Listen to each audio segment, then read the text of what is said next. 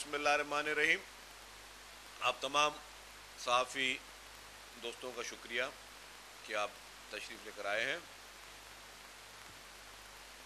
जैसा कि आप सबको पता है कि पूरी कौम इस वक्त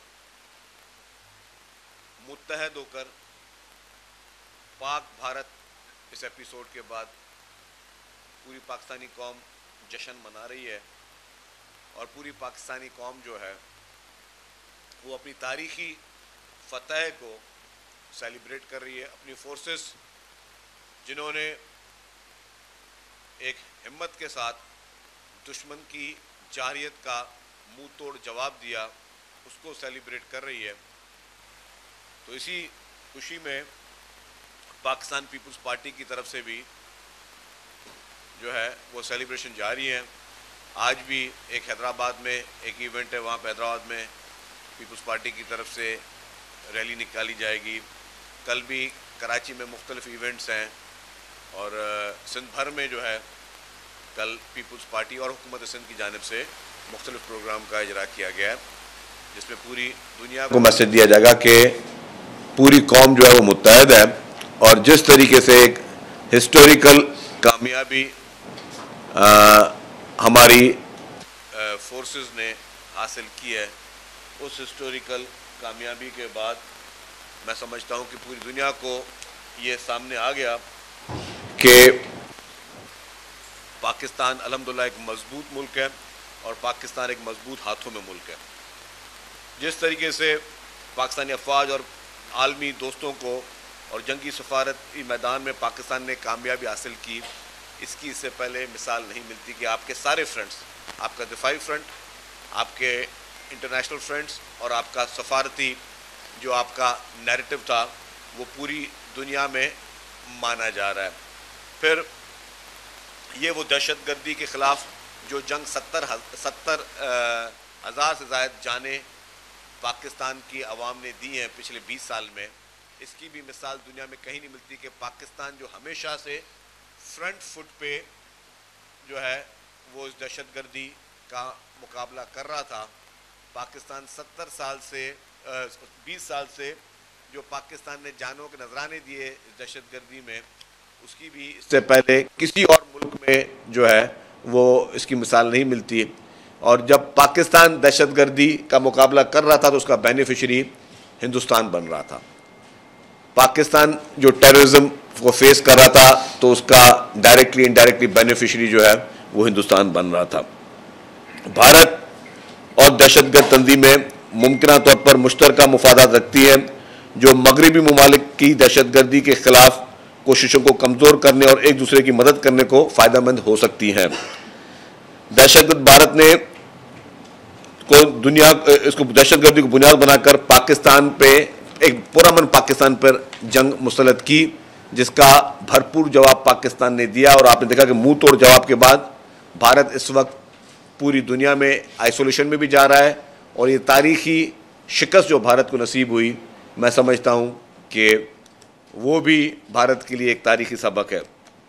पाकिस्तान की मुसल्लह अफवाज, ख़ास तौर पर पाक फ़िज़ाइया के शाहीनों ने जो तारीख़ी कारनामा किया, उससे पूरी कौम इस वक्त कौमी हीरोज़ हैं हमारे वो शाहीन, जिन्होंने जिस बहादुरी के साथ भारत के उन जहाज़ों पे जिस पे उसको मान था उनके साथ जो हशर किया, वो पूरी दुनिया में एक अजीम मिसाल है। और सब पूरी इंटरनेशनल जो दुनिया में वो डिस्कशन ही उन जहाज़ों की तबाही का हो रहा है जो कि पाकिस्तानी शाहीनों ने जिस तरीके से उसको गिराया। और MiG-26 जैसे तैयारों का घमंड तोड़ा। 84 इसराइली साख्ता ड्रोन्स जो हैं वो गिराए और फिर उसकी तबाही के बाद दहशतगर्द भारत की फ़िज़ाई बरतरी एक इंटरनेशनली सवालिया निशान बन चुकी है। जंगबंदी के बाद पाकिस्तान ने भारत पर सफारती सतह पर बरतरी हासिल की अल्हम्दुलिल्लाह। बैनुल अक़वामी मीडिया ने रिपोर्ट किया कि भारत ने जंगबंदी के लिए पहल की, जिससे पाकिस्तान को सफारती फ़ायदा हासिल हुआ। पाकिस्तान के दोस्त ममालिक की हिमायत हासिल हुई और बैनुल अक़वामी तज्ज़ियाकारों ने इस जंग को पाकिस्तान के लिए अस्करी और सफारती कामयाबी करार दिया। द नेशनल इंटरेस्ट ने इसे पाकिस्तान की वादे फतह करार दिया। फाइनेंशियल टाइम ने लिखा कि जंग बंदी ने पाकिस्तान को सफारती बरतरी दी। इस तरीके से बहुत सारी जरीदे जिनकी मैं आपको अभी क्लिप्स दिखाऊंगा। इसमें उस क्लिप से पहले मैं कुछ इंपॉर्टेंट बातें शेयर करना चाहूंगा कि जैसे ही पहलगाम का वाकया हुआ, पाकिस्तान ने अनकंडीशनली तौर पे एक तो ताज़ियत भी की और कहा कि इसकी इन्वेस्टिगेशन की जाए, because we are the peace loving country and Pakistan offered international community for go for the impartial investigation. India refused the offer. Without any evidence, India took extreme actions. Mr. Narendra Modi placed 1.5 billion people of Indian Park at risk. जो भारत की population और पाकिस्तान की population है, उनकी जिंदगी को risk पे नरेंद्र मोदी ने डाला ये जंग की शुरुआत करके। चेयरमैन बिलावल भुट्टो जरदारी साहब, while he was the foreign minister, at that time he said the butcher of Gujarat is the butcher of Kashmir, and it is proved. Now I will say कि mister Narendra Modi is a butcher of south Asia, क्योंकि जिस जंग की शुरुआत नरेंद्र मोदी ने की, इसके संगीन तरीन नतायज निकल सकते थे। Modi imposed war on Pakistan. जो उसका बिगर डिजाइन था मोदी का, वो एक लॉन्ग टर्म वॉर था जिससे वो अपने आप को एक एशियन टाइगर साबित करना चाह रहा था। बट अनफॉर्चुनेटली उसका जो, ये हमारे लिए फॉर्चुनेटली है, इंडिया के लिए अनफॉर्चुनेटली है कि Modi's design was badly failed. Pahalgam incident was security failure of Indian army and Indian intelligence, जहां पर 7 lakh soldiers were posted in Kashmir and they were failed to stop this incident. और उसके बाद भी और आज भी चंद इंडियंस जो है वो इस चीज को मान रहे हैं कि उसकी इंक्वायरी और इन्वेस्टिगेशन चल रही है। तो जब किसी वाकये की इन्वेस्टिगेशन चल रही है, उससे पहले आपने वॉर शुरू की कैसे? कोई केस अंडर ट्रायल हो अगर, तो उससे पहले आप किसी को पे अपना फैसला कैसे सुना सकते हैं? पर मोदी की वो जो जंगी जुनून था, उसकी वजह से मोदी ने वो फैसला सुनाया और नरेंद्र मोदी ने वो जंग मुसल्लत की पाकिस्तान पे, जिसकी पाकिस्तान मुखालफत कर रहा था जंग की। पाकिस्तान ने कहा था कि जी अगर शुरुआत आप करोगे तो उसका अख्ताम हम करेंगे और वो टारगेट हमारी मर्जी का होगा, वो वक्त हमारी मर्जी का होगा और वो चॉइस हमारी, और पाकिस्तान ने वो करके दिखाया। और आपने देखा कि जिस तरीके से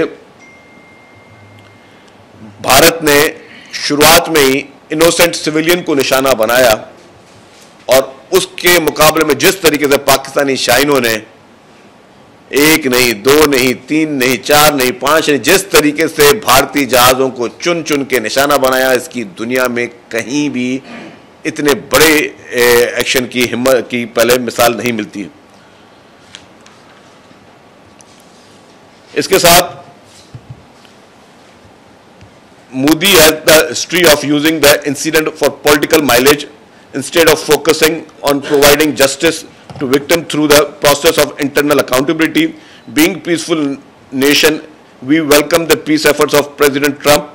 On the other hand, India has not even acknowledged the wonderful role played by the American president. Not only this, they have attacked the president for stopping the for instance application of military instrument. Anybody who opposes Modi's jingoism is their enemy. This must make it clear to the international community as to who is enemy of peace. Pakistan wants peace Modi manufactures and exports hate. India, on the hand, is the beneficiary of war on terrorism. Since 9/11, it is India which has benefited by legitimate struggles of the right of the self-determination as terrorism. India has long used incidents of terrorism as vehicle of achieve his hate-driven strategic objectives. Post-Pahalgam, he suspended IWT, while post-Balakot, he revoked 370 and 35B, which was the basic right of the Kashmiris. India has marginalized Kashmiris despite their decades-long struggle. All neighbors are uncomfortable with India. We are not talking only of the Pakistan. If you will see, Bangladesh is not happy with India. If you will see, Nepal is not happy with India. If you will see, Sri Lanka is not happy with India. If you will see, China is not happy with the India. So it's not only Pakistan who is unhappy with India. All the neighbors of Pakistan, all the neighbors of India, they are unhappy with India. Because of that, India's role and India's way of dealing the neighbors is always challengeable and questionable. India always promoted hate. India has always promoted the war on the neighbors. So that's the reason that all the neighbors are unhappy with India. इसके साथ मैं एक बात कहूँगा कि इस पूरे episode में जिस तरीके से पाकिस्तान का केस हमारे तमाम मीडिया हाउसेस ने लड़ा, आप सब मुबारक के मुस्तहक हैं। जिस तरीके से भारत पहला मुल्क था जिसने पाकिस्तानी मीडिया पे पाबंदियां लगाई, पाकिस्तानी सोशल मीडिया पे पाबंदियां लगाई, पाकिस्तान के जितने भी यूट्यूबर्स थे उन पे पाबंदियां लगी, बिकॉज इंडिया नहीं चाहता था कि इंडिया के लोगों को वो सच पता चले कि इंटरनेशनल कम्युनिटी क्या कह रही है, आपके पड़ोसी मुल्क जिससे आप जंग लड़ने के ख्वाहिशमंद है वो आपके लिए क्या कह रहे हैं, वो भारत नहीं चाहता था। और भारत ने अपने तमाम पाकिस्तानी मीडिया हाउसेस पे पाबंदी लगाई, उनकी पूरी लाइव स्ट्रीमिंग पे पाबंदी लगाई। बरक्स पाकिस्तान में आप यूट्यूब पे इंडियन चैनल आज दिन तक देख सकते हैं। और जिस तरीके से उस एक्सट्रीमिज्म सोच का नरेंद्र मोदी ने जिसकी शुरुआत की, कि जिस तरीके से हमारे एक्टर्स पे, हमारे जो परफॉर्मेंस करते हैं, जिनको हम सफारती, हम कहते हैं कि जी हमारे जो भी अदाकार वगैरह हैं ये हमारे सफारती सफ़ीर हैं, आपने उन पे भी बैठ के पाबंदियां लगाई, तो इससे आपकी उस कम नजरी की जो है वो अक्कासी होती है। मैं समझता हूं कि इस एपिसोड के बाद हम जब 65 की वॉर हुई थी, 71 की वॉर होती तो हम तो सब, मैं तो कम पैदा नहीं हुआ था 71 तक, शायद आप पैदा हुए हो, लेकिन 2025 की जंग हमारी आइंदा नस्ल के लिए एक तारीखी मिसाल है। जिस तरीके से हमारी बहादुर अफवाज ने, जिस तरीके से हमारी बहादुर एयरफोर्स ने ये जंग लड़ी है, ये हमारी हिस्ट्री की, और मैं समझता हूं ये जंग पूरे मुल्क ने लड़ी है, पूरे हर पाकिस्तानी ने लड़ी है। जो शख्स घर में बैठा हुआ था वो अगर दुआएं भी दे रहा था अपनी फोर्सेस के लिए तो उसने भी लड़ी है। जो मीडिया में जिन लोगों ने, जिन एंकर पर्सन ने, पूरे पाकिस्तानी मीडिया ने, जो सोशल मीडिया पे हमारे ब्लॉगर्स, उन्होंने भी लड़ी है। तमाम पॉलिटिकल पार्टीज ने जिन्होंने हिमायतें की और सपोर्ट की, मॉरल सपोर्ट की, उन्होंने भी लड़ी है। और पूरी कौम, हमारी 25 करोड़ अवाम ने ये तारीखी जंग जो है वो भारत के साथ लड़ी है, और पूरी पाकिस्तानी अवाम जो है वो मुस्तहक है। मैं खुसूसी तौर पर तारीफ करूंगा चेयरमैन पाकिस्तान पीपल्स पार्टी बिलावल भुट्टो जरदारी साहब ने, जिस तरीके से चेयरमैन बिलावल भुट्टो जरदारी ने इंटरनेशनली फोरम्स पर पाकिस्तान का केस प्लीड किया। ऐसा लग रहा था कि चेयरमैन बिलावल भुट्टो जरदारी साहब फॉरेन मिनिस्टर ऑफ पाकिस्तान है। उन्होंने जिस तरीके से पाकिस्तान का केस प्लीड किया, और मैंने इस जंग में खास तौर पर मैंने पीपल्स पार्टी की, इस भुट्टो फैमिली की 3 नस्लों की अक्कासी देखी है। भुट्टो फैमिली की 3 नस्लों की अक्कासी कैसे थी, मैंने इस जंग की कामयाबी में, जहां पे हमारी बहादुर अफवाज, हमारे chief of the army staff, chief of the air staff, chief of the naval staff, prime minister साहब, सबका एक इंपॉर्टेंट रोल रहा है। लेकिन इस जंग में मैंने 4 शख्सियात की अक्कासी देखी है। इसमें मैंने शहीद जुल्फकार अली भुट्टो की अक्कासी देखी। वो कैसे कि जितने भी हमले हो रहे थे, किसी की हिम्मत नहीं थी कि और ज्यादा एक्सट्रीम पे जाए, क्योंकि पता था कि पाकिस्तान एक एटमी ताकत है। तो एटमी ताकत बनाने वाला कौन था? कायदे अवाम शहीद जुल्फिकार अली भुट्टो साहब थे। तो उनकी अक्कासी इस जंग में मुझे नजर आई, उनकी मौजूदगी इस जंग में मुझे भुट्टो साहब की नजर आई।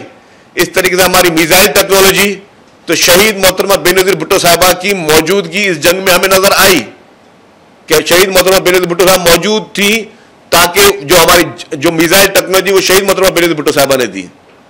हमारे आर्म फोर्स के सुप्रीम कमांडर मोहतरम आसिफ अली जरदारी साहब प्रेसिडेंट, उनकी मौजूदगी भी नजर आई। और फिर उनके बेटे जो तीसरी नस्ल, नाना, फिर वालदा, वालिद और फिर तीसरी नस्ल, जिस तरीके से पाकिस्तान का केस पूरी इंटरनेशनल मीडिया में, क्योंकि इंटरनेशनल मीडिया पाकिस्तान का मौकिफ सुनना चाह रही थी, तो इंटरनेशनल मीडिया जो पाकिस्तान का मौकिफ सुनना चाह रही थी, उन्होंने चेयरमैन बिलावल भुट्टो जरदारी साहब ने जिस तरीके से पाकिस्तान का मौकिफ पेश किया, तो तीसरी नस्ल भी मुझे नजर आई कि पीपुल्स पार्टी की तीनों नस्लें जो थी वो इस जंग में डायरेक्टली या इनडायरेक्टली उनकी अक्कासी हो रही थी। तो ये पूरे पाकिस्तान की ये फतह, पहले कोई कहता था कि नया पाकिस्तान, नया पाकिस्तान, मैं अपना समझता हूं कि नया पाकिस्तान बन चुका है। जिस नया पाकिस्तान की बात सब लोग कर रहे थे, ये असल नया पाकिस्तान ही है। इस जंग जीतने के बाद हम सब मुत्तहद हो गए, हम नया पाकिस्तान में एंटर हो गए। यही नया पाकिस्तान था जिसमें हम शुक्रगुजार हैं आर्मी चीफ का और पूरी आर्म्ड फोर्सेस का। यही नया पाकिस्तान है कि हम सबको आपने मुत्तहद कर दिया, हमारी एक यूनिटी हो गई। और इन पूरे दिनों में आपने कोई सियासी जमात का एक दूसरे पर इल्जाम तराशी नहीं देखी होगी, किसी को भी आपने नहीं देखा हुआ कोई एक दूसरे पर इल्जाम तराशी कर रहा है या कोई किसी को बुरा भला बोल रहा है। और मैं वेलकम करूंगा प्राइम मिनिस्टर साहब ने जो असेंबली के फ्लोर पे स्पीच की, उसमें उन्होंने पीटीआई को दावत दी कि जी लेट्स कम एंड दोबारा से हम बातचीत करें। मैं समझता हूं जो ऑफर प्राइम मिनिस्टर साहब ने असेंबली के फ्लोर पे दी, मेरी जाती राय है, वो ना लगे, मैं समझता हूं इस ऑफर को आगे कंटिन्यू होना चाहिए कि सबने दोबारा से पूरी एक कौम मुत्तहद हो जाए। जो उन्होंने पीटीआई को ऑफर की, दोबारा से हम सारे इख्तलाफात खत्म करके सब पॉलिटिकल पार्टीज मुत्तहद हो जाए, क्योंकि पाकिस्तान को एक यूनिटी की जरूरत है। जो नया पाकिस्तान की बात, जो मैं कह रहा हूं अब बन गया नया पाकिस्तान इस वॉर के बाद, इसके बाद हमें अपनी यूनिटी पे काम करना चाहिए, हमें मुल्क की तरक्की पे काम करना चाहिए, हमें उन इकोनॉमिक फ्रंट्स पे आगे आना चाहिए जहां पे हम समझते हैं कि उन इकोनॉमिक फ्रंट्स पे हम अपने मुल्क को तरक्की दे सकते हैं। कल प्रेसिडेंट डोनाल्ड ट्रंप की भी बात मुझे बहुत अच्छी लगी, तो उन्होंने कहा कि जी आप ये वॉर वगैरह छोड़ें, आप जो है ट्रेड की बात करें, इकोनॉमी की बात करें। मुझे याद आ गया जब प्रेसिडेंट आसिफ अली जरदारी साहब अमेरिका गए थे, तब प्रेसिडेंट आसिफ अली जरदारी साहब की जब मीटिंग हुई थी प्रेसिडेंट ओबामा से, तो प्रेसिडेंट साहब ने कहा था कि we don't want aid, we want trade. आपने देखा कल प्रेसिडेंट डोनाल्ड ट्रंप ने भी ये कहा कि वी वांट ट्रेड। तो अब ट्रेड की बात है, तो हम सब, अब पूरा मुल्क हम अपने आप को सेल्फ चेंजिंग पे आ जाए, अपने पूरे माजी की सारी चीजों को भूल कर और इग्नोर करके हम अपने आप को सेल्फ एक तब्दीली लेकर आ जाए कि हम किस तरीके से पाकिस्तान को मजबूत बना सकते हैं, पाकिस्तान को यूनाइट बना सकते हैं, और यूनाइटेड पाकिस्तान के साथ हम किस तरीके से इस पूरी चीजों को हम आगे लेके आ सकते हैं।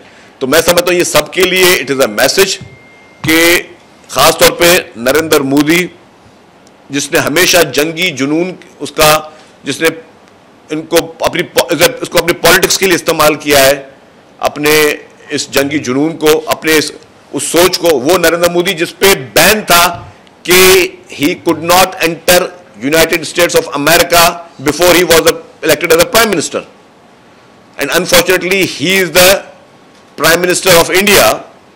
उसकी उस सोच की वजह से, उसकी दहशतगर्दी वाली, उसकी उस एक्सट्रीमिज्म की वजह से उसकी यूएसए में उसकी एंट्री पे पाबंदी थी। तो वो शख्स अनफॉर्चुनेटली इस वक्त भारत का प्राइम मिनिस्टर है और दोबारा बनता जा रहा है। तो हमें उस सोच को निकालना होगा। उसने पूरी 1.5 अरब की आबादी को रिस्क पे डाला हुआ उस शख्स ने, और उसने डालने की कोशिश की। उसने सिर्फ अपने, जब भी इलेक्शन का टाइम आता है तो Narendra Modi always play like this, कि वो उसको कोशिश करता है कि मैं ऐसा कोई काम करूं जिससे जो है चीजें बढ़े।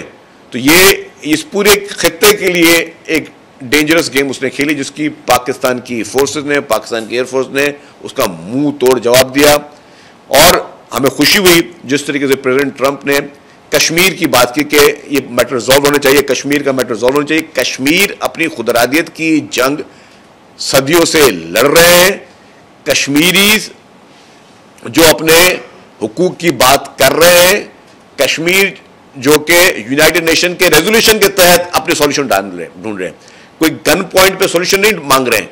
कश्मीरीज कह रहे हैं कि जो यूनाइटेड नेशन का रेजोल्यूशन है उसके तहत उनका इंसाफ किया जाए। और Pakistan always welcome the statement जो हमेशा इस तरीके से कश्मीर यूनाइटेड नेशन के हवाले से आए, और प्रेसिडेंट ट्रंप ने जिस तरह कहा है कि जी कश्मीर बातचीत भी और कश्मीर का मसला भी, इसका भी हल होना चाहिए, तो इसको हम वेलकम करते हैं। लेकिन भारत इसको भी वेलकम नहीं कर रहा, भारत इसको भी क्रिटिसाइज कर रहा है। इस वक्त भारतीय मीडिया सिर्फ डिनाइल मोड में है। जो उनको तारीखी शिकस्त हुई है, मैं आपको एक दो चीजें स्लाइड दिखा दूं कि इंटरनेशनल मीडिया क्या कह रहा है भारत के बारे में, जो उनको तारीखी शिकस्त हुई है। ये पहला आप देख लें जी, अगर सारे कैमरा उस पर फोकस करें, ये हम नहीं कह रहे, इंटरनेशनल मीडिया कह रहा है। और भारत के साथ हशर ये है कि उनकी एयरफोर्स से पूछा जा रहा है कि जी आपके तैयारे गिरे, तो बोले जी इस पर हम कमेंट नहीं करना चाहते, इससे हमारे उस बयान से किसी और मुल्क को फायदा हो जाएगा। भाई आप बताओ कि आपको नुकसान हुआ है।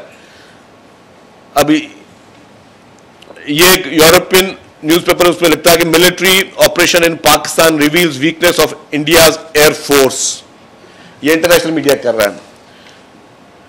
फिर ये French intelligence official confirms downing of Rafale by Pakistan, ये CNN को कोट कर रहा है। फिर एक आ रहा है आपका, India little war hands Pakistan wins on multiple fronts, ये एशिया टाइम्स कह रहा है। फिर TRT ग्लोबल कह रहा है, BBC verifies India jet crash as Pakistan dominates dog fight, shocking global military watchers. फिर आपका अरन न्यूज कह रहा है, Pakistan shot down 3 Rafale planes, 1 Su-30 and 1 MiG-29 being flown by India, Pakistan military spokesman tell Reuters. फिर आपका टेलीग्राफ कह रहा है, India admits its suffered losses during Pakistan clash. फिर आपका अल जज़ीरा कह रहा है, India tried to project strength but ended up showing weaknesses. फिर आपका साउथ एशिया कह रहा है, India losses top fighter jet. फिर आपका एक जरीदा कह रहा है कि India can't win a war with Pakistan, Modi has everything to lose. फिर आपका एक जरीदा कह रहा है, Pakistan a winner over India.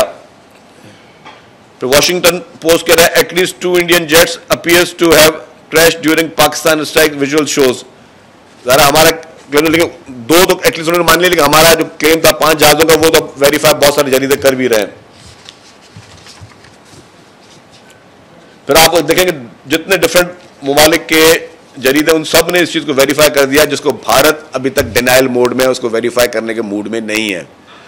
तो आप देखेंगे जिस तरीके से हमारी बहादुर आर्म्ड फोर्सेस ने दुश्मन का मुंह तोड़ मुकाबला किया, वो जंग जो वो लड़ना नहीं चाह रहे थे हम, जो जंग जिसकी शुरुआत पाकिस्तान नहीं चाह रहा था, उसमें दुश्मन को जिस तरीके से तारीखी शिकस्त और इबरतनाक शिकस्त पाकिस्तान के आर्म फोर्सेस ने दी है, वो उसकी कोई मिसाल नहीं मिलती। मैं समझता हूं कि पूरी कौम जो है वो आज मुत्तहद होकर ये पैगाम दे रही है कि हम सब ने मिलकर इस पाकिस्तान को आगे लेकर चलना है, और जो हमारा सर फखर से बुलंद किया है हमारे पाकिस्तानी फोर्सेस ने, हम सब उनको सलाम करते हैं। साहब ये बताइए कि जब आपने कहा है कि कौम को मुत्तहद होना चाहिए और तमाम सियासी जमातों को एक प्लेटफॉर्म पे आना चाहिए, तो इस दौरान अच्छा है कि इमरान खान को रिहा करना चाहिए, वो भी आपके साथ बैठकर आपके कंधे में कंधा मिलाकर पाकिस्तान की तरक्की की बात करें, अच्छी बात है। देखिए जी, जहां तक उनकी रिहाई की बात है, मैं समझता हूं कि ये कोर्टों ने डिसाइड करना है, ये अदालती फैसला होगा, लेकिन बातचीत PTI से भी और तमाम पॉलिटिकल पार्टी से होनी चाहिए। अब जो है मैं समझता हूं कि वो इस तरह की नहीं होनी चाहिए कि हम किसी से बातचीत ना करें, बातचीत सबसे करें, जो अदालत में फैसला करेंगे उसको हम कबूल करेंगे। ये बता दें, आपने जिक्र किया शहीद भुट्टो का, तो शहीद भुट्टो जो है उन्होंने एक रिपोर्ट बनाया पाकिस्तान को, बीबी ने जो है मोहतरमा ने मीज़ाइल टेक्नोलॉजी दी, बिलावल साहब ने उसको बुच्चर कहा गुजरात का। इस वक्त जंग के दौरान कई लोगों की तरफ से ये इजहार भी किया जा रहा था कि इन संगीन हालात में बिलावल भुट्टो जरदारी साहब को कम से कम वज़ीर खारजा जो है होना चाहिए मुल्क का। तो वो बड़ी अच्छी पेशकश भी थी और पीपल्स पार्टी को एक ऑफर भी थी, तो क्यों नहीं बना गया? देखिए आपका सवाल अच्छा, एक तो हुकूमत में ना शामिल होने का फैसला पीपल्स पार्टी की सीसी ने किया था और बिलावल भुट्टो साहब ने ये प्रूव किया कि पाकिस्तान को डिफेंड करने के लिए उनको किसी वजारत की जरूरत नहीं थी। पाकिस्तान को डिफेंड करने के लिए, पाकिस्तान का मुकदमा लड़ने के लिए चेयरमैन बिलावल भुट्टो जरदारी साहब को किसी ओहदे की जरूरत नहीं थी। तो उन्होंने अपने एज अ पाकिस्तानी, एक पाकिस्तानी लीडर, एक सच्चा पाकिस्तानी पैट्रियट पाकिस्तानी जो उन्होंने काम किया, वो शायद ओहदे पे बैठ के भी कोई और शख्स भी कर ले, लेकिन ही डिड ग्रेट जॉब। पूरे पाकिस्तान जो है, जो इंटरनेशनली दुनिया में जिस तरीके से पाकिस्तान का केस उन्होंने पोर्ट्रे किया, I think he is done the amazing job.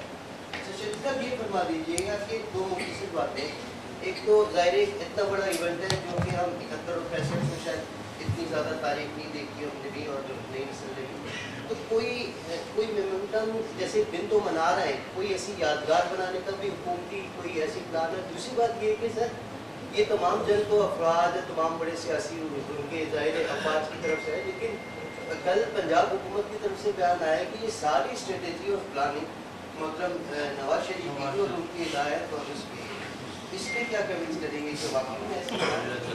देखिए, पंजाब हुकूमत की बात को तो मैं रिस्पॉन्ड नहीं करूंगा। मैं तो अपनी एक हकीकी की, मैंने कहा कि जी सबसे बड़ा क्रेडिट जाता है उन हमारे फाइटर्स को, हमारे शाहीनों को।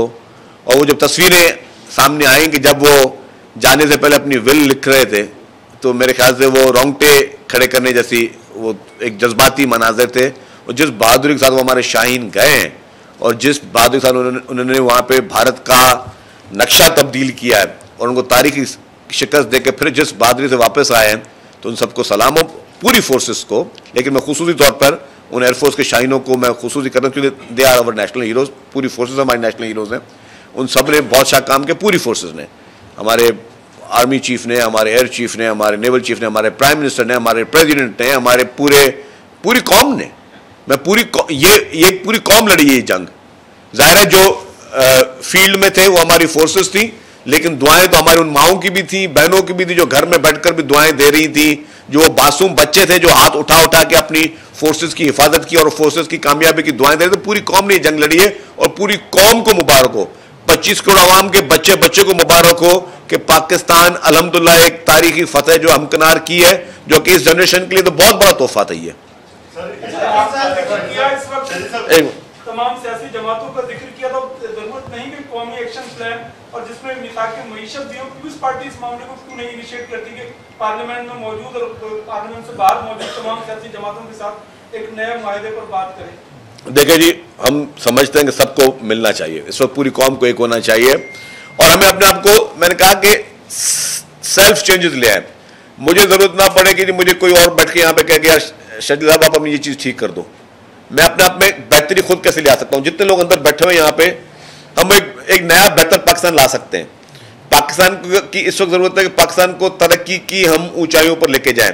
जिस तरीके से हम डिफेंस में अपनी ऊंचाइयों में आ चुके हैं, इस तरीके की तरक्की, क्योंकि मुल्क में मईशत स्ट्रांग होगी तो पूरा मुल्क स्ट्रांग होगा। अब उसके लिए हम सारे वो स्टेप्स ऐसे लें और अपने बिहेवियर में चेंजेस लेके आए। हुकूमतें अपने बिहेवियर में चेंजेस लेके आए, सियासी पार्टियां अपने बिहेवियर में चेंजेस लेके आए। हम अपने आप को थोड़ा सा अगर जब सेल्फ चेंजेस लेकर आएंगे तो मैं आपको यकीन तौर पर बताऊंगा एक कामयाब मुल्क बन सकते हैं। मैंने कहा ये नया पाकिस्तान की शुरुआत हो चुकी है। ये एक बहुत ही बड़ा और अच्छा मैसेज पूरी 25 करोड़ आवाम के लिए गया है कि हम सब मुत्तहद होकर, और जिस तरह हमारी फोर्सेज ने एक तारीखी कामयाबी हासिल की है, यकीनी तौर पर यह कुछ छोटा तोहफा नहीं है। तो इसमें हम सब ने अपने बिहेवियर चेंज करने चाहिए। आपका जो सवाल है, सियासी पार्टी सबको बातचीत करनी चाहिए। और जो प्राइम मिनिस्टर साहब ने बात की, मैं कहूंगा कि प्राइम मिनिस्टर साहब वो सब अपने जंग के हालात में बात की, दोबारा एक दफा फिर बात करें और उसको आगे तक लेके जाएं कि सब हम लोग यूनिट, हम लोग दुश्मन नहीं है। हमारे सियासी पार्टियां अलग हो सकती है, ठीक है, इलेक्शनों में हमें एक दूसरे के खिलाफ लड़ना है, इलेक्शन जो है वो लड़ी जाती है, लेकिन सियासत लड़ी नहीं जाती है। अभी लड़ना नहीं है, अभी हमें मिल बैठकर मुल्क के लिए और कौम के लिए फैसले करने हैं। और आज हमारी यूनिटी की वजह से ही भारत को जो है वो शर्मिंदगी उठानी पड़ी। हमारी यूनिटी की वजह से भारत जो है वो अंदरूनी तौर पर जो है इस वक्त बहुत बड़े इंतशार का शिकार है। और जब ये वॉर चली थी, सीज फायर नहीं हुई थी, मैंने जब टीवी चैनल पे भी पर मैंने गारंटी दी थी, मैंने कहा ये मेरी प्रेडिक्शन है, आप देखिएगा कि मोदी को किस तरीके से जो है वो अब वहां के भारत की आवाम मोदी को गिरेबान से पकड़ के इक़्तिदार से निकालेंगे। और ये मेरी प्रेडिक्शन जो है, इसको आप लोग लिख लें कि ये होने वाला है कि जो शख्स भी जंगी जुनून या सियासी तौर पर अपनी पूरी इतनी बड़ी आबादी को एट रिस्क लेके आ रहा है, वो पूरे उसने साउथ एशिया को रिस्क पे लेके आया, ये जंगी जुर्म नहीं, ये बहुत बड़ा क्रिमिनल एक्ट है कि आप अपने किसी विश के तौर पे और उस बात की बात करो कि जब एक इंक्वायरी के लिए पाकिस्तान कह रहा है कि हम इंक्वायरी कर लो, पूरी दुनिया को बोला, इंटरनेशनल फोरम से बोला पाकिस्तान इंक्वायरी करो, आपके पास ना कोई सबूत था, ना कोई गवाह था। आज दिन तक नरेंद्र मोदी ना कोई सबूत पेश कर सका है, आज दिन तक नरेंद्र मोदी किसी फोरम पे कोई एक एविडेंस नहीं साबित कर सका, पूरी भारत कहीं पे एक एविडेंस नहीं दे सकी। उनके चंद लोग बोल रहे हम लोग इंक्वायरी करें, अभी इंक्वायरी चल ही नहीं रही थी, आपने मुल्क पे हमला बोल दिया, आपने दावा बोल दिया, जबकि पाकिस्तान ने कहा कि हम इन्वेस्टिगेशन के लिए, जहां पे आपने जो भी इंटरनेशनल कम्युनिटी को कहा कि आप लोग इंटरोगेशन करें, इन्वेस्टिगेशन करें।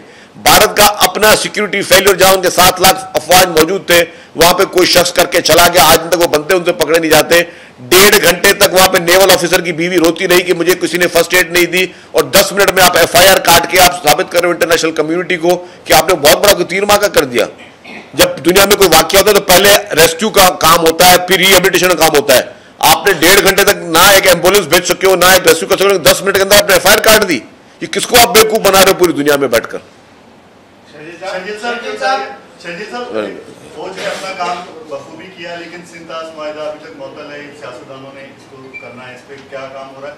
दूसरा, जो कैदी नंबर 804 ने एक नैरेटिव बनाया था एस्टैब्लिशमेंट के, उसको कितना नुकसान पहुंचा? देखिए, जब मैं उस पर बात नहीं करना चाह रहा, मैं करूँगा अगर वो भी सुधर के बाहर आ जाए। बाकी जहां तक आपने कहा कि सिंतास माहिदा, यस, वो रेड लाइन है पाकिस्तान की। आप 24 करोड़ आवाम का पानी बंद नहीं कर सकते, उनका ऑक्सीजन बंद नहीं कर सकते। ये अगेन एक जंगी जुराइम का, ये क्योंकि अपनी ये उसका मोदी की सोच है। ये जंग को, पहलगाम वाकये को इन्होंने मिसाल बनाकर इन्होंने वो अपनी ख्वाहिशें पूरी की हैं। कोई बहाना बनाया जाता है ना, मुझे किसी से लड़ाई करनी तो कोई बहाना बनाना है, तो ये पहलगाम को बहाना बनाकर इन्होंने इंटरनेशनली अपनी एक ख्वाहिश इनकी थी कि भाई सिंतास माहिदा जो है उसको सस्पेंड करें, उसको उन्होंने कोशिश की है। तो ये असल इंडस वाटर ट्रीटी निशाना था, पहलगाम बहाना था। आपको नवाज शरीफ की काबिलियतों पे शक है क्या? क्योंकि पंजाब हुकूमत तो ये कह रही है। दूसरा, फ्रांस वालों ने आपका कोई नाराजगी का इज़हार किया कि उनके जो जवाल एविएशन है उनके तो मार्केट शेयर गिर गए हैं, 332 यूरो से 299 तक आ गए, 10% तकरीबन रफाल बनाने वालों के ड्राफ्ट में। तो कितना नुकसान आपने इस कार्रवाई इंडिया के खिलाफ की, नुकसान फ्रांस वालों को? नहीं, नवाज शरीफ साहब के बयान पर मैं कमेंट नहीं करूंगा संजय साहब, लेकिन जहां तक बात आई उसकी फ्रांस के जहाज़ों की, देखिए राफेल जहाज एक यूरोपियन जहाज, एक कामयाब जहाज, उसकी राफेल की क्वालिटी पे कोई क्वेश्चन मार्क नहीं है। देखिए, हथियार रखने से दिलेरी नहीं आती, हथियार चलाने वाले के नीयत, दिल, उसकी बड़ी चीज होती है।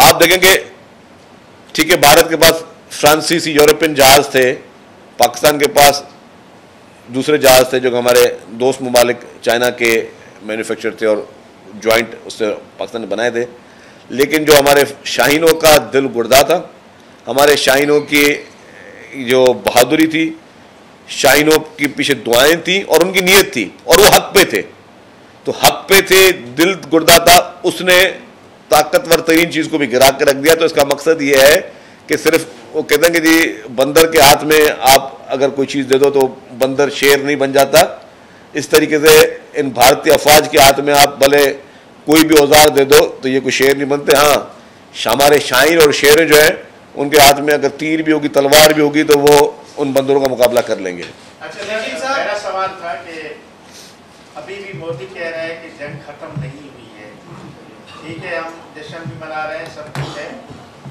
सिर्फ DGMO की सतह पर बात हुई है, लेकिन जंग का बाकायदा खात्मे का अभी तक कोई ऐलान तो नहीं हुआ है कहीं से, क्या कहेंगे आप? देखिए जी, मैं आपको एक वाज़ेह कर लूं मेरे भाई कि अभी सीज फायर हुआ है और हमारी पाकिस्तान ने हमेशा कोशिश की है कि जंग ना हो। पाकिस्तान चाहता है कि अमन हो। पाकिस्तान एक पुरअमन मुल्क है और अमन और शांति चाहता है। पाकिस्तान किसी भी तरीके से वायलेंस के खिलाफ है। हम तो दहशतगर्दी के खिलाफ भी जंग लड़ रहे हैं 20 साल से, हम अपने सारी चीज़ों हर फ्रंट पर लड़ रहे हैं। तो अगर भारत ने दोबारा कोशिश की तो पाकिस्तान ज़ाहिर उसे तगड़ा जवाब देगा। लास्ट को लेकर आज आर्मी बैंक के सदर का भी ये बयान आया कि ये जो मुआहदा है एक तरफा इंडिया मुअत्तल नहीं कर सकता, तो इसकी वायलेशन पे क्या वफाकी हुकूमत किसी आर्मी इदारे को लिख रही है, कहीं एहतजाज कर रही है, इस हवाले से आपको कुछ पता है? जाहिर है जी, सारे प्लेटफॉर्म हुकूमत पाकिस्तान यूज़ करेगी। मोदी जब तक ये जारियत कर रहा है इसका कोई भरोसा नहीं है। आप शहरी दिफा के लिए, ट्रेनिंग के लिए कुछ हुकूमत कुछ कर रही है? देखिए, सिंध हुकूमत का ये अच्छा सवाल किया, मैं बताऊं, ये जब ये जंग चल रही थी तो आपको कहीं टीवी पे सिंध हुकूमत नजर नहीं आ रही, इसका मतलब सिंध हुकूमत नहीं कर रही थी। वज़ीर आला साहब पर्सनली सारी मीटिंग्स कर रहे थे। हमारी तैयारी हर चीज की पूरी थी, लेकिन हम आवाम में पैनिक नहीं डालना चाह रहे थे। सिविल डिफेंस का कुछ बताएं ना, सिविल डिफेंस का इदारा यहाँ काम ही नहीं कर रहा लोगों को। देखिए, अब हमारे पास एक इदारा पैनल बन गया है रिहेबिलिटेशन का, जिसमें रेस्क्यू 1112 भी उनके अंडर आ रही है, जिसमें उनके पास ये सारे फायर इक्विपमेंट सारे मौजूद हैं। तो उनकी मीटिंग्स हुई हैं। Rehabilitation was fully equipped, heavy machineries और सारी चीज़ें जो है वो रिहेबिलिटेशन डिपार्टमेंट ने अपने साथ की हुई थी। Thank you.